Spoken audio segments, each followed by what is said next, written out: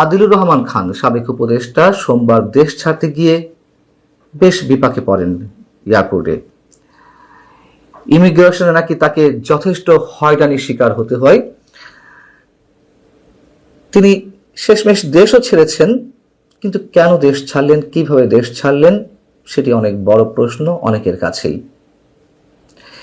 তিনি যখন বিমানবন্দরের ইমিগ্রেশনে গেলেন, সেখানে তাকে দীর্ঘক্ষণ বসিয়ে রেখে দায়িত্বরত স্পেশাল ব্রাঞ্চের পুলিশ সুপার তাকে নানান প্রশ্ন করেন।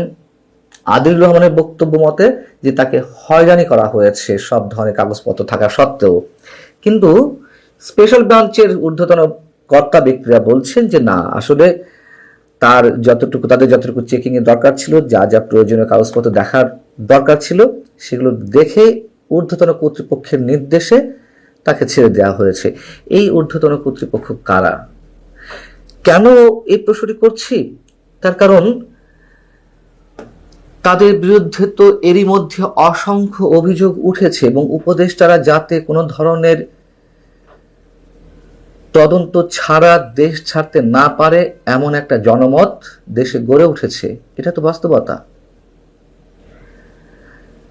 প্রথম এক্সাম্পল হিসেবে যদি আমরা নিয়ে আসি, এই উপদেষ্টা পরিষদেরই আর একজন সদস্য retired brigadier general M Shakhawat Hossain, কদিন আগে তিনি একটি ইন্টারভিউ দিলেন একটি অনলাইন চ্যানেলকে।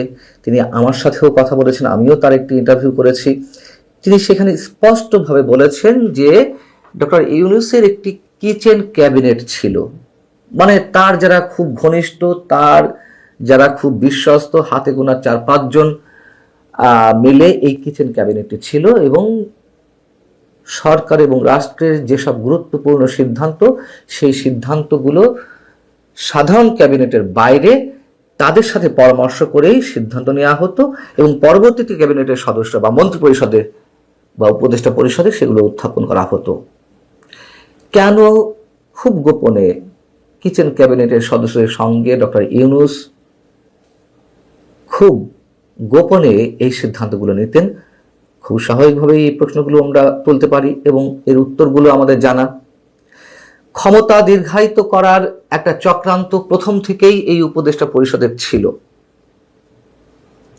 উপদেষ্টা পরিষদের ছিল বলতে তার মধ্যে আবার হাতে গোনা কয়েকজন বেশ গুরুতর ভূমিকা পালন করার চেষ্টা করেছেন। তাদের মধ্যে একজন আদিলুর রহমান খান, আর একজন আমাদের মহামান্য সাবেক আইন উপদেষ্টা ডক্টর আসিফ নজরুল।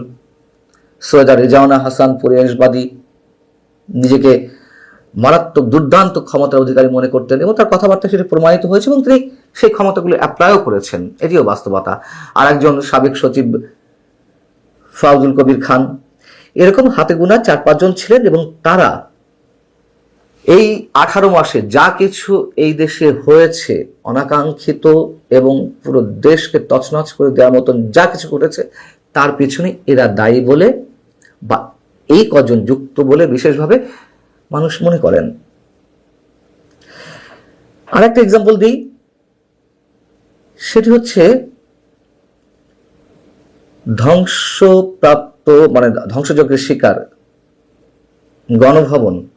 সেই গণভবনকে জুলাই স্মৃতি জাদুঘর হিসেবে গড়ে তোলা হচ্ছে।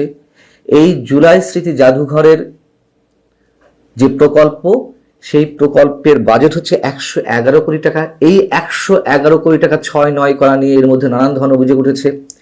নির্বাচন হলো 12 ফেব্রুয়ারি আগে, সম্ভবত 5 বা 6 ফেব্রুয়ারির দিকে এই জুলাই স্মৃতি জাদুঘরের জন্য 96 জন ব্যক্তিকে নিয়োগ দেওয়া হয় কোনো ধরনের লিখিত পরীক্ষা ছাড়াই।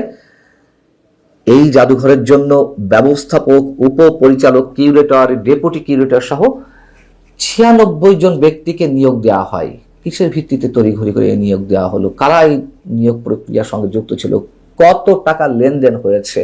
111 কোটি টাকার প্রকল্পে সরাসরি ক্রয় প্রক্রিয়ায় কেনাকাটা করার সুযোগ রাখা হয়েছে, কোনো ধরনের নিয়ম নীতি তোয়াক্কা না করে। খোদ ট্রান্সপারেন্সি ইন্টারন্যাশনাল টিআইবি উদ্বেগ জানিয়েছে এই বিষয়ে এবং একাধিক কাগুজে প্রতিষ্ঠান তৈরি করে তাদের মাধ্যমে এইসব কেনাকাটা করার সুযোগ করে দেওয়া হয়েছে। তো এইসব যে অনিয়ম, দুর্নীতি, এসবের অভিযোগের যে তীর সেটি উঠেছিল বা এখনো উঠে আছে আর এক উপদেষ্টা, সংস্কৃতি বিষয়ক উপদেষ্টা মোস্তফা সরোয়ার ফারুকীর দিকে।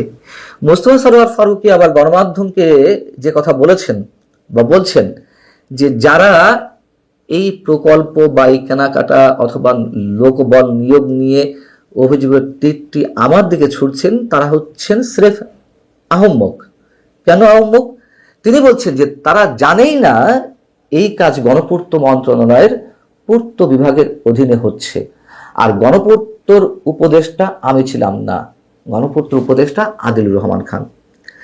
তাহলে এই যে ব্যাপক অনিয়ম, দুর্নীতি, কেউ না কেউ তো জড়িত, হয় সংস্কৃতি বিষয়ক উপদেষ্টা আর না হয় এই আদিলুর রহমান খান যিনি গণপূর্ত মন্ত্রণালয়ের দায়িত্বে ছিলেন।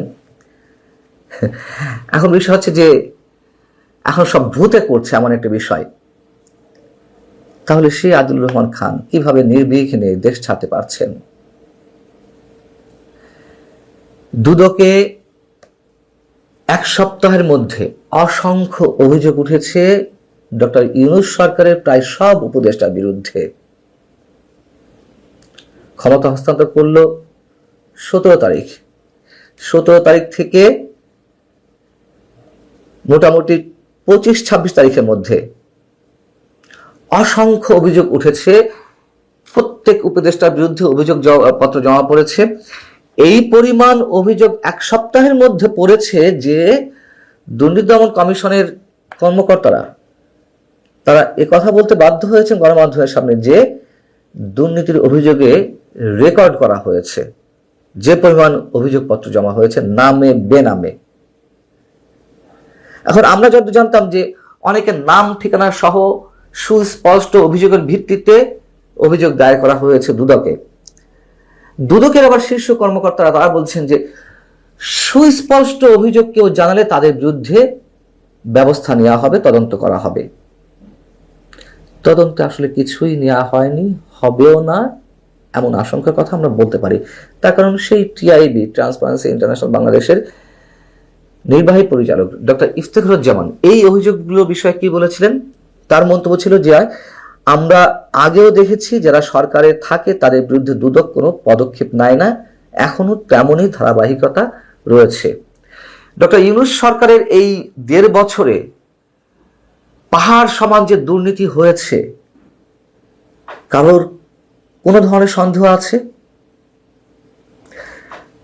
দেশ বিরোধী চুক্তিও যে হয়েছে সেটির বিষয়ে CPD, centre for policy dialogue, তারা যে তুমুল আপত্তি জানিয়েছে, তারা বিস্ময় প্রকাশ করেছে যে নির্বাচন মাত্র 3 দিন আগে কিভাবে একটা অন্তর্বর্তী সরকার এই ধরনের দেশ বিরোধী চুক্তি করতে পারে তা কিছুতেই বোধগম্য হতে পারে না কারোর।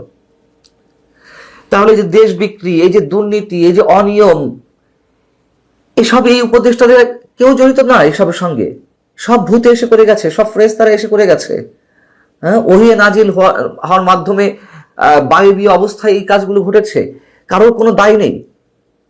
তাহলে প্রশ্ন হচ্ছে যদি দায় থেকেই থাকে, এই উপদেষ্টা পরিষদের সদস্যরা কিভাবে নির্বিঘ্নে দেশ ছেড়ে যেতে পারছেন? আগের এক বিশেষ সহকারী গেছেন, ফয়েজ আহমেদ তয়েব, সাবেক প্রধান উপদেষ্টার বিশেষ সহকারী, তার বিরুদ্ধে তো অভিযোগের শেষ ছিল না, তিনিও চলে গেছেন ক্ষমতায় থাকাকালীন সময়ে কোনো ধরনের এনওসি না নিয়েই, কোনো ধরনের গভর্নমেন্ট অর্ডার না নিয়েই তিনি দেশ ছেড়েছেন। আর এক উপদেষ্টা দেশ ছাড়লেন, বাকিরাও হয়তো ছাড়বেন, আমাদের কিছু করার নেই, আমরা চেয়ে চেয়ে দেখব। তবে প্রশ্ন কিন্তু বিএনপি সরকারের দিকেই উঠবে যে কি এমন তাদের সঙ্গে গিভ অ্যান্ড টেকের বিষয় যে তাদেরকে সহজে দেশ ছাড়তে সুযোগ করে দেওয়া হচ্ছে।